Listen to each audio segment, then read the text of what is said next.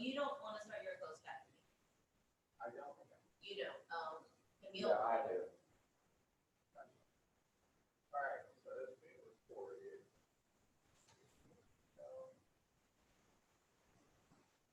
Not minimize what I have recorded.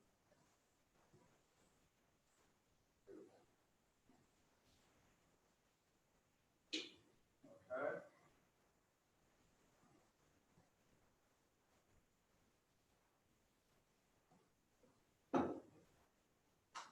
Now, can you test the mic real quick? So, okay, actually, the live transcription is working.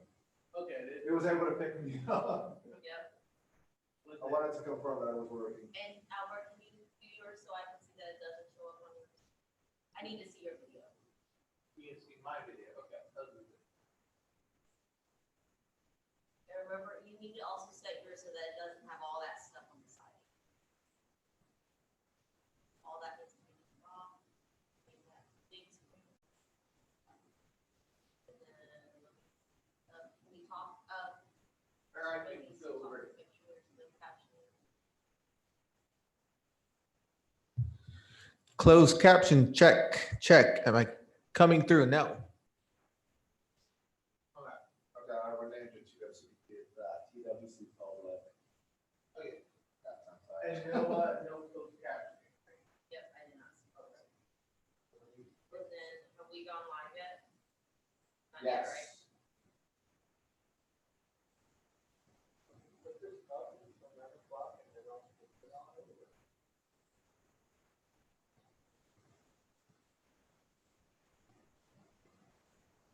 No public comment.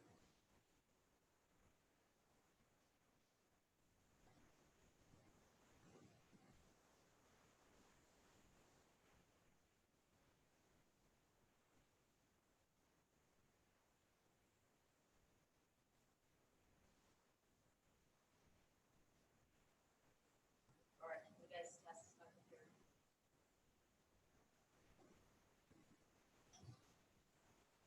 Testing, testing.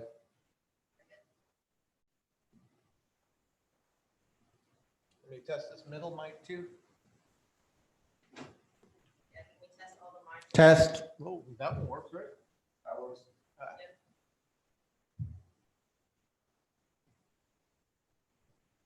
Can we test all the computer mics? Testing, testing.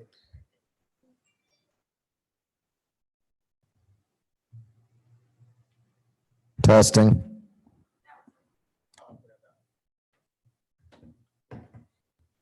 Commissioner Alvarez's mic.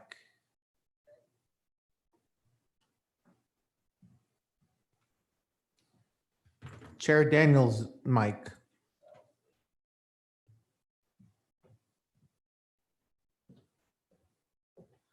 Commissioner Demerson's mic.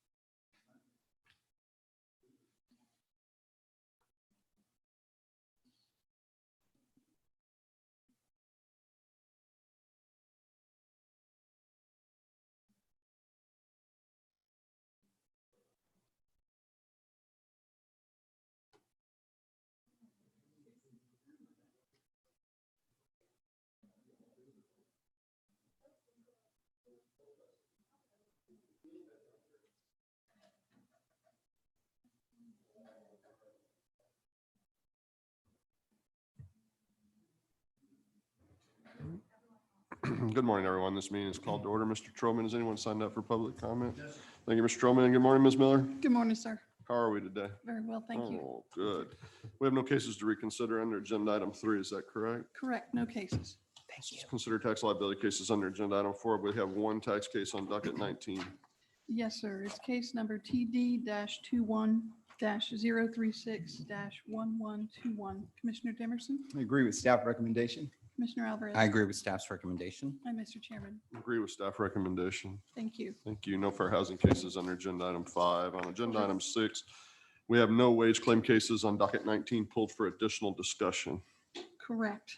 You should have received the wage claim short form dissent list for docket 19. I'll move we accept staff recommendations on the remaining wage claim cases on docket 19. I second the motion except for those cases of which I'm dissenting as reflected on the wage claim short form dissent list for docket 19. I concur with the chairman's motion, except for the cases on which I'm dissenting as reflected in the wage claim short form dissent list for docket 19. Motion passes with the exceptions noted. Let's move to agenda item 7, consideration of unemployment insurance cases on docket 19. Please proceed when you're ready. Case number 3023748. Commissioner Demerson. We should affirm the AT decision. First, I agree that the claimant filed a valid claim concerning the job separation. The claimant provided sworn testimony that the reason for his separation entailed personal and legal reasons unrelated to the job. Although the claimant alleged good personal reasons for his separation, he did not establish good cause connected with the work to quit. Hence, we should affirm the AT decision, valid claim, voluntary leaving, overpayment of $6,990. In the alternative, if my fellow commissioners agree, we should conduct a rehearing in this case. The record was insufficiently developed about the claimant's pay rate or about his earnings with the employer to render a decision on the job's suitability. As such, we should conduct a rehearing to determine whether the claimant's job was suitable per section 207.045 G-1 of the Act. Ms. Miller, I would agree with Commissioner Demerson. To rehear? Yes, sir. Affirm the AT, valid claim, voluntary leaving, overpayment. Chairman, I agree with the chairman's vote. Yes, sir. The majority vote is to affirm the AT. Short form dissent? Yes, sir. Case number 3028478. Commissioner Demerson. We should modify the AT decision. The claimant was separated when she stopped performing services for the employer after an injury. The available evidence dictates that the claimant went on short-term disability after the accident. Since the record shows that the claimant's separation was a result of a medically verifiable illness, the claimant should be granted benefits and the employer's account should be protected from chargeback. Hence, we should modify the AT decision, no voluntary leaving, no chargeback, MVI. Ms. Miller, I would agree with Commissioner Demerson.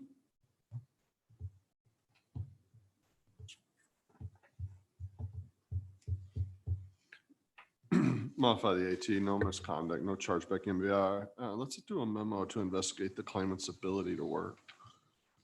Thank you. We have unanimous decision and we will send that memo.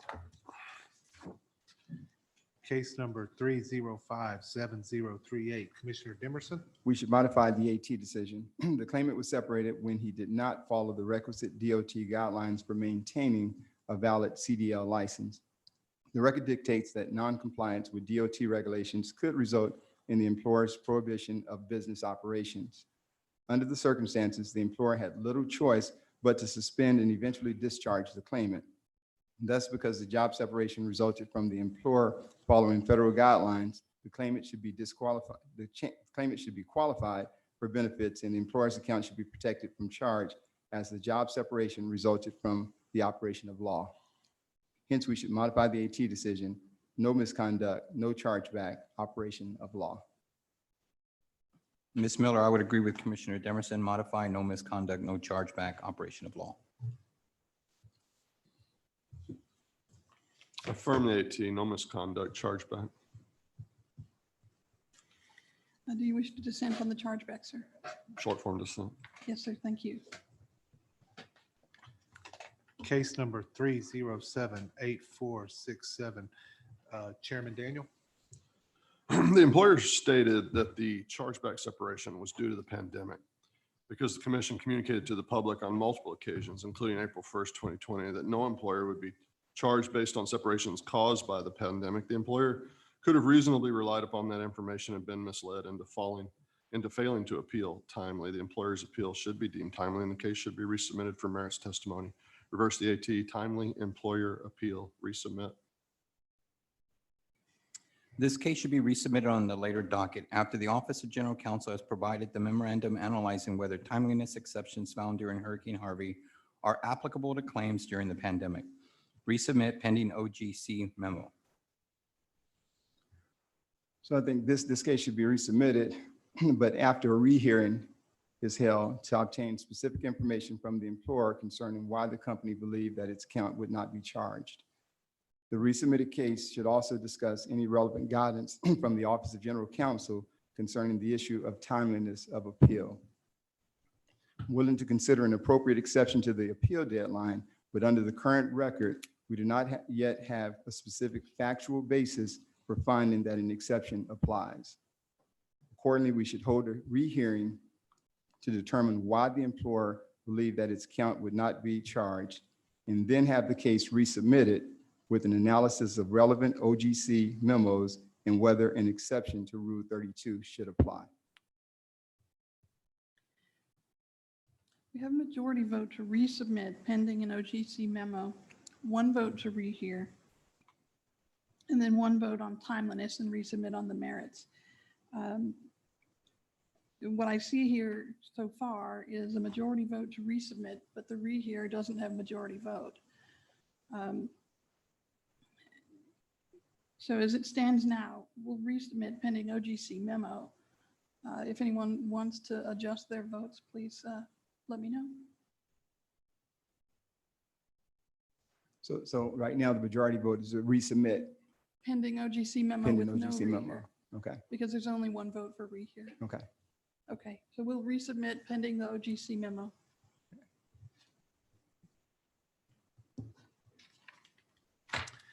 Case number 3103862, Commissioner Dimerson. The commission should grant a rehearing in this case. The employer discharged the claimant for sleeping on the job. The claimant's supervisor was unable to attend the hearing due to relocating to another plant. The employer now offers its firsthand witness in its appeal to the commission. As such, we should conduct a rehearing for testimony from the employer's firsthand witness. The appeal tribunal decision should be affirmed. The claimant was fired for allegedly sleeping on the job. The claimant provided credible testimony under oath denying that he was asleep on the job. The employer only provided secondhand hearsay evidence to prove the allegation. The employer had the opportunity to provide firsthand witness testimony at the hearing and offered no compelling reason as to why they chose not to do so. As such, the employer has not met the requirements for another hearing. Thus, the employer has provided insufficient evidence to prove that the claimant was discharged from misconduct connected with the work. Affirm the AT, no misconduct, charge the employer's account. Rehear. We'll rehear the case.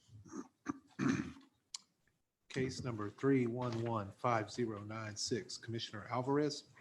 The AT decision is not supportable. The parties provided conflicting testimony as to the specific instructions given to the claimant by her manager and how much time she had to comply. The employer merely provided secondhand hearsay testimony, whereas the claimant testified under oath based upon her personal knowledge. Likewise, the employer failed to produce records from its computer system, allegedly showing that the claimant failed to follow instructions. While there may have been some miscommunication between the claimant and her manager about what was expected of her, there is insufficient evidence that the claimant willfully or intentionally failed to follow instructions. The AT's conclusion that the claimant was discharged from misconduct connected with the work should be reversed. Reverse the AT, no misconduct, charge back. We should modify the appeal tribunal decision. The claimant's inconsistent statements about her supervisor's instructions regarding her training cast doubt on the claimant's credibility. Thus, it was proper to find that the weight of the evidence supported the employer's position that the claimant failed to complete her training as instructed. Because the claimant was on a performance improvement plan at the time of the final incident, her failure to follow instructions constituted mismanagement of her position of employment.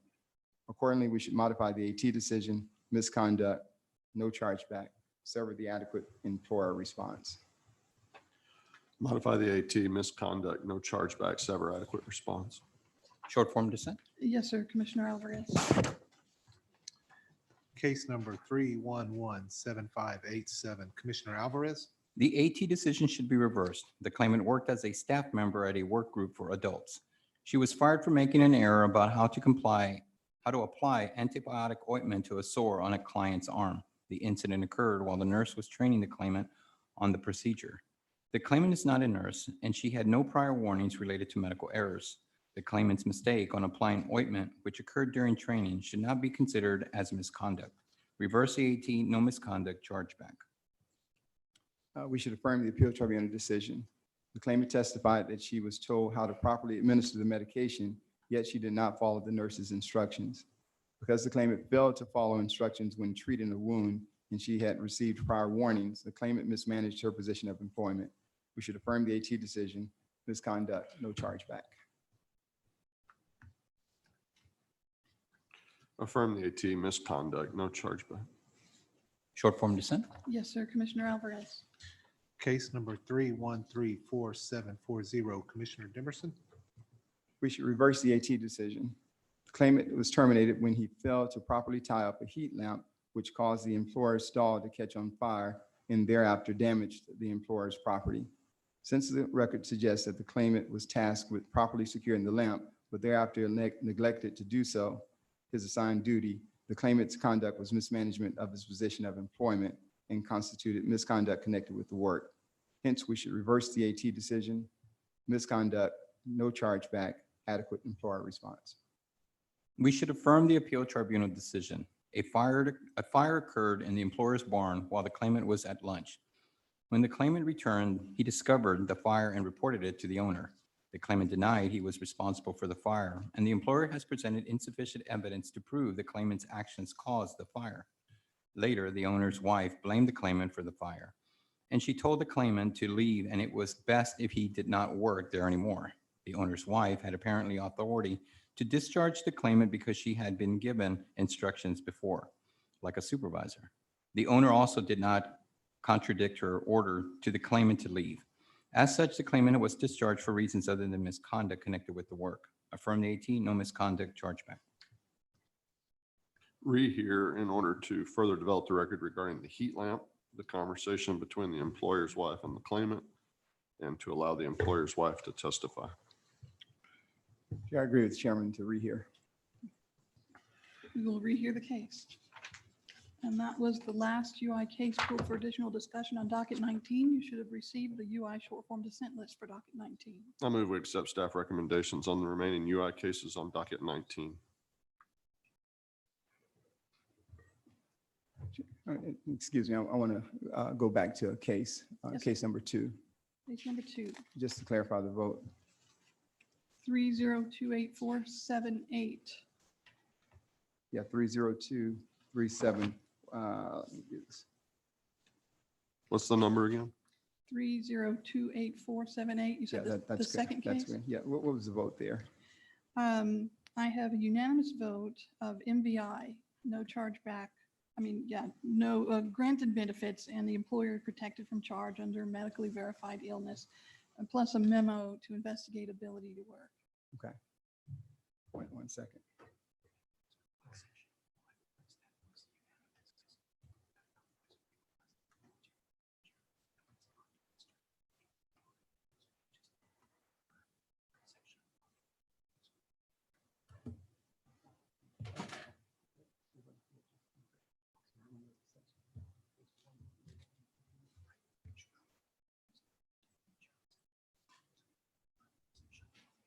Okay. Sure. Can we confirm what section of law under the one was The section of law that I have documented is 207.044, no misconduct. okay, and we were no voluntary leaving. Your vote was no voluntary leaving? Uh-huh. Okay. Unless the other two commissioners modify their vote, the majority vote will remain MCOO, CBOO. Okay, and then I'll short form dissent if I'm no voluntary leaving.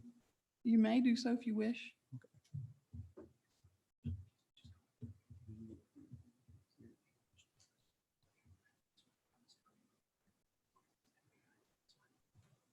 All right, we're going to stick with what we have there, the previous vote. Okay, We're so fine. 207.044, granting benefits, protecting the employer Yes, MBI. we're fine. Thank you. thank Thank you. you for clarifying, sir. No, no problem. Thank you.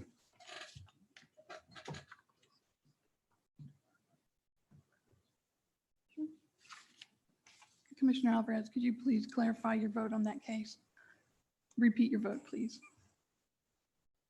I'm so confused. I don't know what it is anymore. No, I'm just kidding.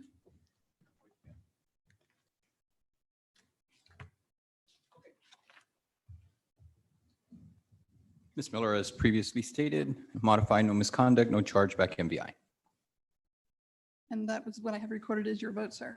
You recorded my vote as no misconduct, no chargeback MVI, including a memo to investigate the claimant's ability to work. Yes, sir, that's what I have. That's what I said. So we have unanimous vote now, no misconduct, no chargeback, MVI plus memo. All right. Can't remember where we were in the motion. There's a Yes. motion pending to approve the remaining UI cases on docket 19.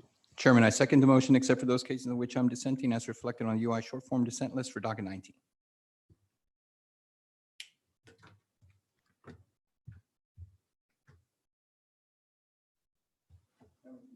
Chairman's motion, that's the case on which I'm dissenting.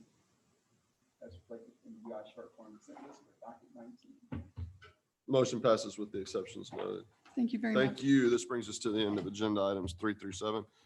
We'll take a short break.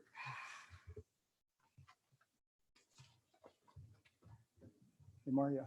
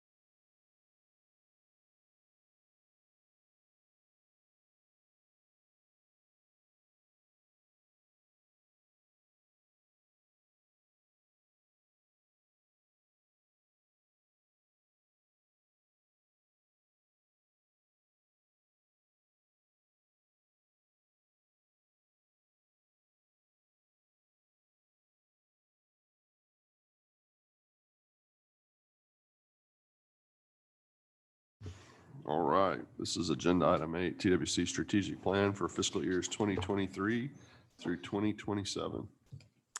Good morning, Chairman Daniel, Commissioner Alvarez, Commissioner Demerson. For the record, Randy Townsend, Deputy Executive Director.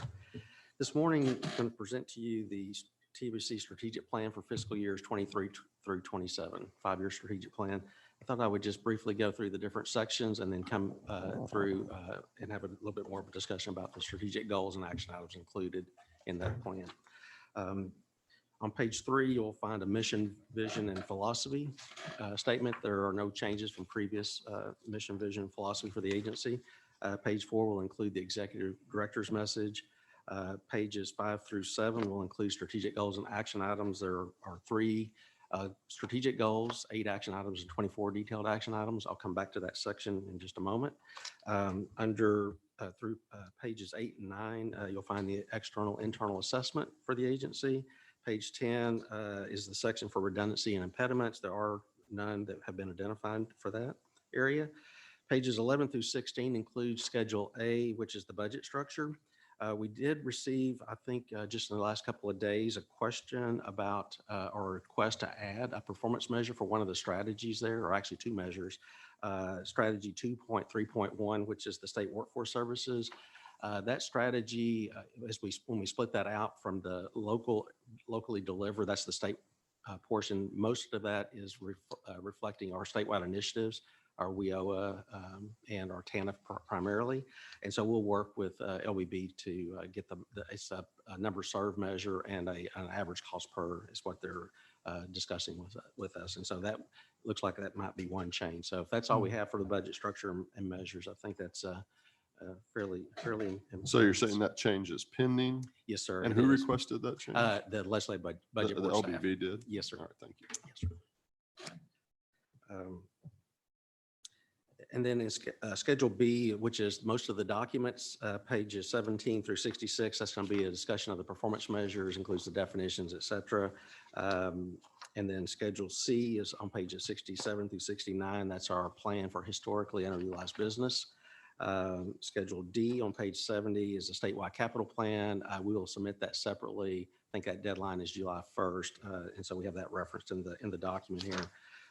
Page 71 is Schedule E for the Health and Human Services Plan. That's not applicable to our agency. And then pages 72 through 81 is Schedule F, which is the agency's workforce plan. That's the plan for recruiting, hiring, onboarding, retaining staff, et cetera. Schedule G on page 82 through 85 describes the alignment with the Texas Workforce Investment Council strategic plan for workforce delivery, workforce system plan. And then finally, Schedule 8 is on pages 86 through 90 as a report on our customer service. That covers the 2-year period, 21 through 22. So that's the kind of highlights of the plan. I'm going to go back to, it's on pages 5 through 7. This is our strategic goals and action items. Just briefly describe the 3 goals. Goal 1 really focuses primarily on employers and how employers, how we would help enable employers to find and retain the qualified workforce. Goal 2 is focused primarily on the connection of the qualified workforce with employers. So both those 2 goals actually deal with employers and the workforce, the qualified workforce, just with different focus on those 2 groups. And then goal 3 is a focus on our delivery of quality customer service, which also includes maintaining the highest levels of integrity, accountability, and efficiency. So that's the high level summary of that. This year, we actually included in the action items, what we call the detailed action items. I mentioned there's 24 of those that actually would be more of the how we would go about accomplishing the goals and the action items. So with that, that's the high level summary of the strategic plan, and would be happy to address any questions you might have, or if you have any comments about the plan. Any comments or questions? None here, Chairman. Chairman, I do have a comment. I suggested amendment to the language, and so I'd like to kind of pass it out to you guys real quick. Thank you, sir.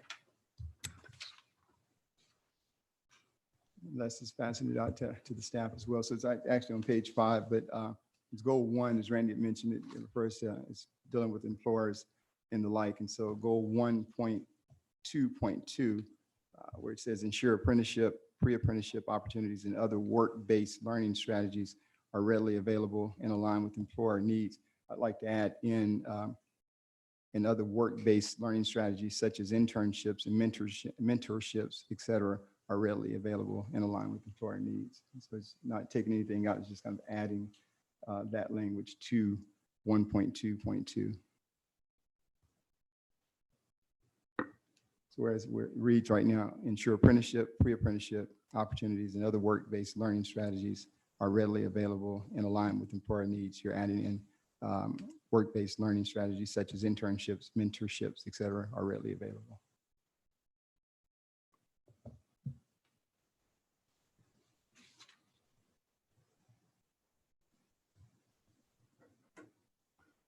Commissioner Demerson, can I ask, is internship and mentorship mentioned anywhere else in the report? It's a good catch. Yeah, I didn't see it. That's a good catch. Not saying that it may not be in there, but I didn't see it and just going, these are work-based learning strategies. And it's, again, it's just a simple insertion of the words internship and mentorships. Those important components that employers are using day in and day out to make a difference.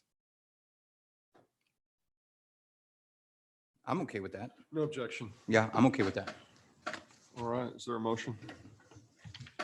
Okay. Ms. Evers, you want me to make the motion or motions as stated with the replacement information? You want me to make that or are you going to make? Yeah, let me, well, It's down here at the bottom, so. It's probably in line with the motion. let me see. To, because we are giving this to the governor's office. Let me go ahead and read this and tell me if there's any objection from each Okay. commissioner.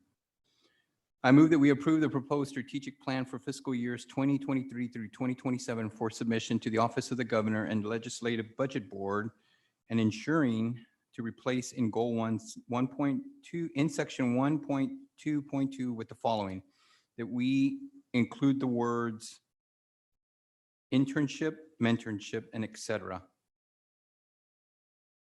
Yeah, that reads into the record. And so other work-based learning strategies such as internships, mentorships, et cetera, are readily available and aligned with employer needs as staff has already laid it out. So that's sufficient. You okay with that, Chairman? Okay, that's my motion. A second. It's been moved and seconded. We're unanimous. Thank you. Thank you. Is there a legislative report today? None today, Chairman. We can't, we're not even gonna make one up? That's good. How about an executive director's report? Not one of This those. is your chance to get some things off your chest. I know, but I know who's in the back of the room. too. I'm watching you too. You hadn't even made a move yet. This is your time to shine right here. I have no director's No, report. no executive director. Is there any other order of business coming before the commission? None here, Chairman. Chairman, I'd like to just mention, we last night had an opportunity to participate in the Brazoria County Petrochemical Council Career Signing Day. And we had a number of employers getting ready to bring on a labor force, a pipeline of talent that's pretty important to that industry. And I want to congratulate those. The governor actually had a proclamation going out to that group for that career signing day. And it was pretty phenomenal, about over 400 folks in attendance there in Freeport, Texas. Congratulate that group. Is there a motion to adjourn? Chairman, I move that we adjourn. I second that motion. It's been moved and seconded to adjourn. We're adjourned.